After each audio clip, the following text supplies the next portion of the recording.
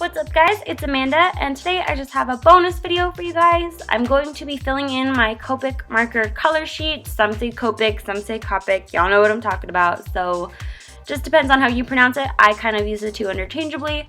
So I'm just going to be coloring in this color sheet. This is available online for free. I will have it linked down below for you guys. And yeah, so this is just kind of to show you guys the colors that I have in my collection, just so you guys kind of know what I'm working with when I make my pieces. But one of the main points that I want to mention to you guys is that you do not need every single one of these colors. You do not need every color in the Copic marker color series, and there's actually a lot of kind of duplicate colors within the Copic marker color series. So it just kind of depends on, you know, the color that you pick up. But I do want to do a video talking all about colors that I think are duplicates within this series, just so that people don't end up buying both, because it's totally unnecessary. And I also want to do a video talking about my most used Copic markers. So if you guys are interested in videos like that, just leave me a comment down below and let me know, or give this video a thumbs up, whichever you prefer. So for the most part, I'm really happy with the color range that I have right now. I don't feel like I have a lot of gaps. I guess I do kind of wish I had a few more lighter desaturated tones kind of across the board, because I have been reaching for those a lot more. But I hardly ever reach for my RV color family, my Y color family, or my greens, my G or YG color family. But this was a really good experience for me, because now when I look at this color chart, I can actually see what the color looks like on paper. I printed this on a piece of marker paper, by the way, that I will be reviewing hopefully very soon for you guys. It's from the company B Paper, and I picked it up at Blick Art Supply.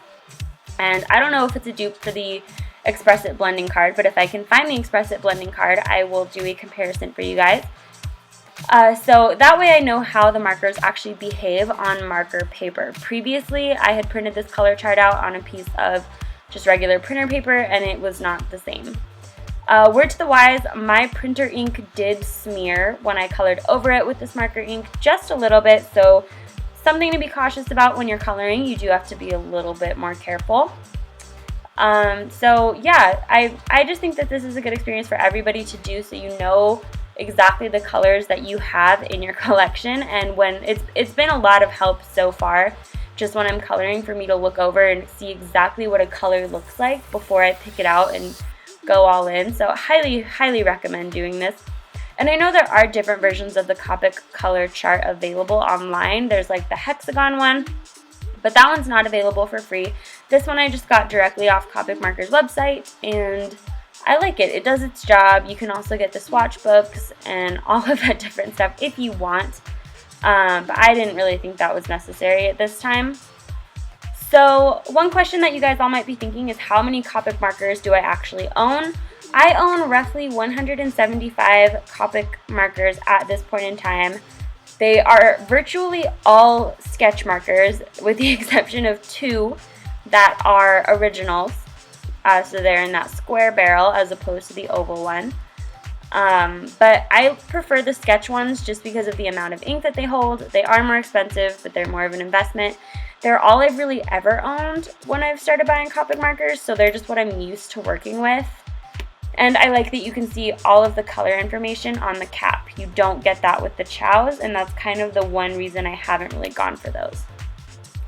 So one kind of recent addition to my color collection are some of the cooler earth tones in the E40 color range and the E70 color range.